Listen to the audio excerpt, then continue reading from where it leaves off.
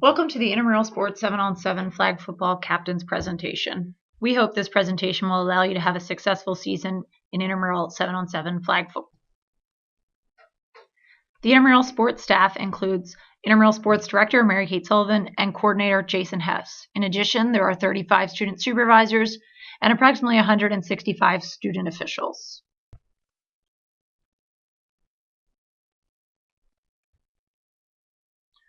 A few important dates to note for this season are the start of the regular season, which is Sunday, October 19th. The season will run for 3 weeks and end on Friday, November 7th. The date you sign up for, such as Mondays at 6, represent that your regular season games would be for 3 weeks in a row, Mondays at 6 p.m. Following the conclusion of the regular season, we will post brackets. These will be posted to the IM League's website on Monday, November 10th, with playoffs beginning on Wednesday, November 12th. All teams should be prepared to play on Wednesday, November 12th. During playoffs, your team may be scheduled on a day other than your regular season game.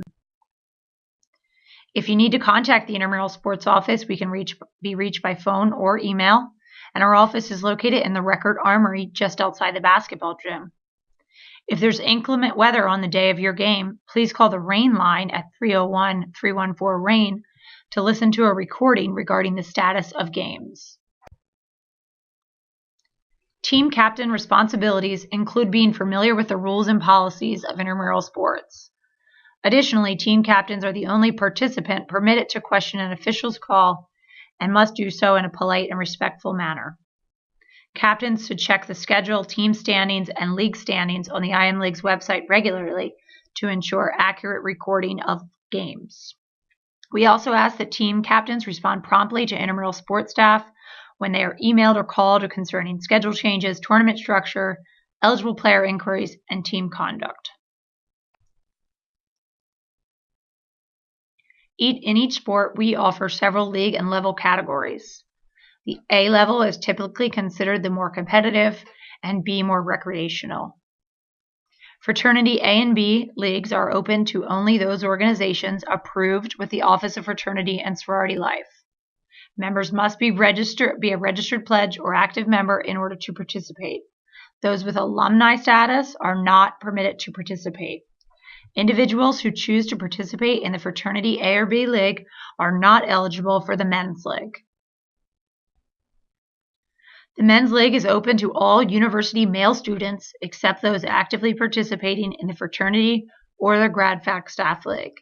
Similarly, the Women's League is open to all University of Maryland female students except those actively participating in the GradFac Staff League. The GradFac Staff League is open to faculty, staff, and graduate students enrolled at the University of Maryland. In this league, we allow any combination of men and women. Participation in the Graduate Faculty Staff League is open to men and women except those participating in the frat, men's, or women's leagues. The Co-ed League is open to all men and women who are students, faculty, or staff at the university. This includes both undergraduate and graduate students. In order to participate, every teammate should bring their UID to every game. If someone loses their university ID, we do allow a one-time exception. In order to use a one-time exception, an individual's name must be pre-printed on the score sheet. They must have a government-issued photo ID. Please note a picture of an ID is not permitted. And they may not have used a one-time exception this semester. Please note that one-time exceptions are used per semester, not per sport. During the regular season, individuals may be added to your roster at any time. You can do this through the IM League's website or at the turf fields. However, once playoffs begin, rosters are frozen and you may no longer add players at the turf fields. If you need to add a person to your roster during playoffs, you may email the Intramural Sports Office by noon the day of your game to request to add someone. Once a player has participated for a team, they cannot switch teams for the remainder of the sport. Varsity football players are not eligible for intramural flag football. And any former varsity player must sit out for 1 full year, and then they must play at the A level. Shady Grove students are typically not eligible to participate in intramural sports. Even those students enrolled in the business school here on the UMCP campus are typically not eligible. Shady Grove students are required to pay an additional fee or enroll in the SGRV 001 class through their Shady Grove campus. This fee allows Shady Grove students access to many of the services on UMCP campus. During the regular season, games will not be postponed or rescheduled. In the event of rain, unfortunately, games could be canceled, but you should always check the rain line before coming to that conclusion. If you are unable to make it during a regular season game, we cannot reschedule the game. During playoffs, we sometimes have the option to reschedule games. However, captains must come in person to the intramural sports office in order to request a reschedule. If your team is unable to attend a game, 2 things could happen: a forfeit or a default. A forfeit occurs when a team does not notify the intramural sports office in advance that they will be absent for a game. A forfeit accompanies a $15 forfeit charge and removal from playoffs. A default is given when a team contacts the intramural sports office by noon on the day of the game to let us know you will not be showing up. You are only permitted 1 default per season.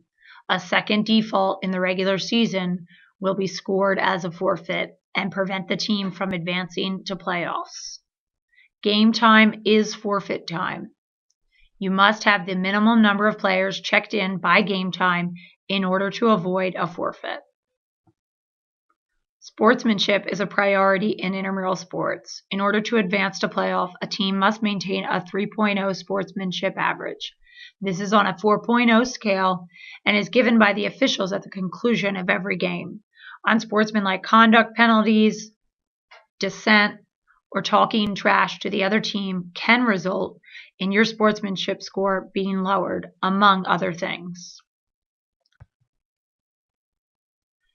As mentioned before, captains have the right to protest officials' calls.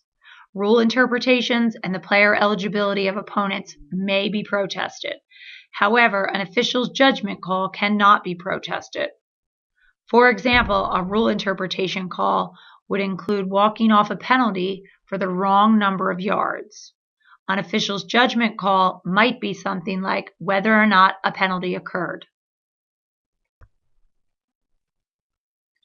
Flag football is played in 4 10-minute quarters with a running clock. There will be a 2-minute warning in the first half, but then the clock will run continuously until halftime.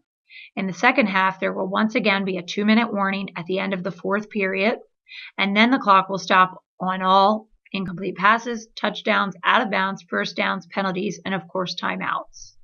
Each team is permitted 3 timeouts per game. Please make sure each of your teammates know our equipment policies. Shoes with metal cleats, exposed metal screw-in cleats, boots or sandals are prohibited. Participants are encouraged to wear rubber molded cleats, turf shoes, or tennis shoes. Shorts or pants with pockets and or belt loops are prohibited. Also, sweatshirts with pockets are also prohibited. No article of clothing may cover any portion of the player's flag. Unsecured half shirts and exposed knots are not permitted. Participants should always tuck in their shirt in order to prevent the t-shirt from blocking the flag. Jewelry is illegal and shall not be worn. As a reminder, no pockets are permitted. This includes pockets in your shorts, sweatpants, hoodie, or other jackets.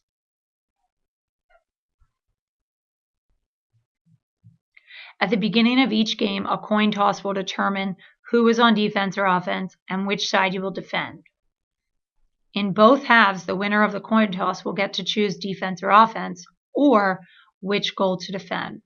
The winner of the toss may elect to defer their option to the second half. Teams do not automatically switch at halftime.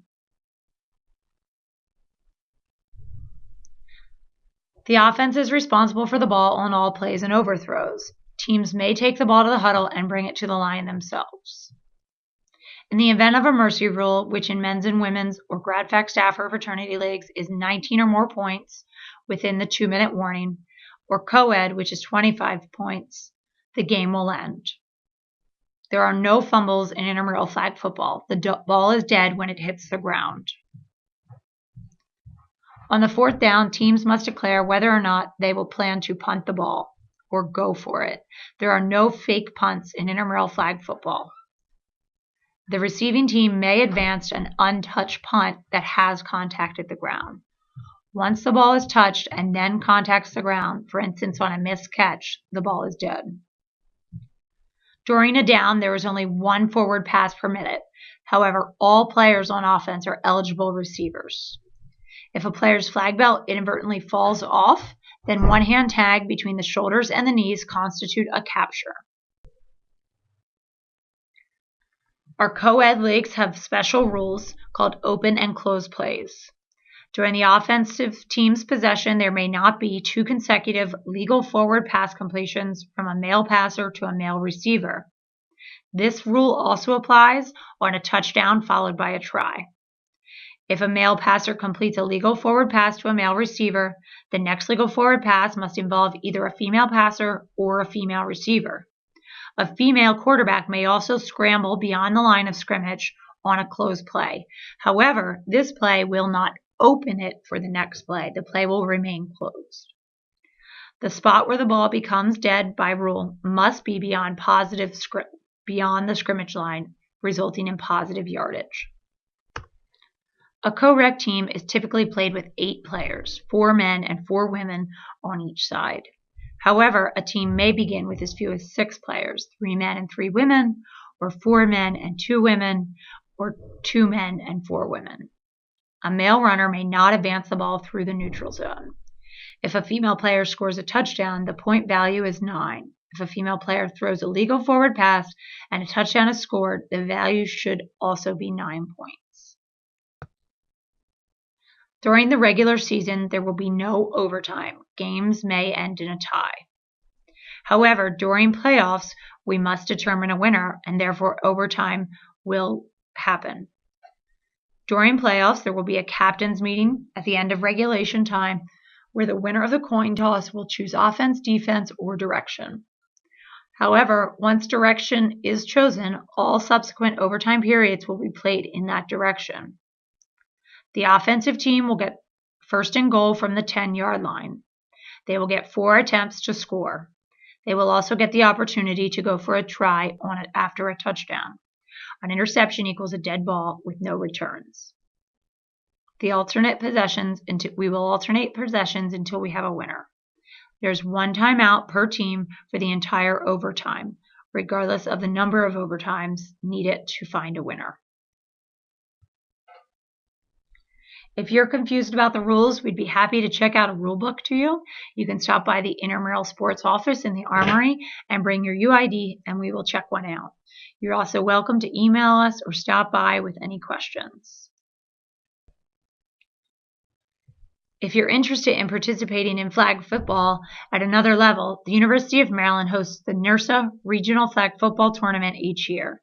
This year marks our 25th anniversary of hosting the tournament, which attracts teams from all over the region. Please follow the link below or search for NERSA 2014 Flag Football on YouTube to see a promotional video. By winning the regional tournament here at the University of Maryland, you could have the opportunity to travel to Pensacola, Florida over winter break to compete at the national tournament. You can win your region and take on the nation.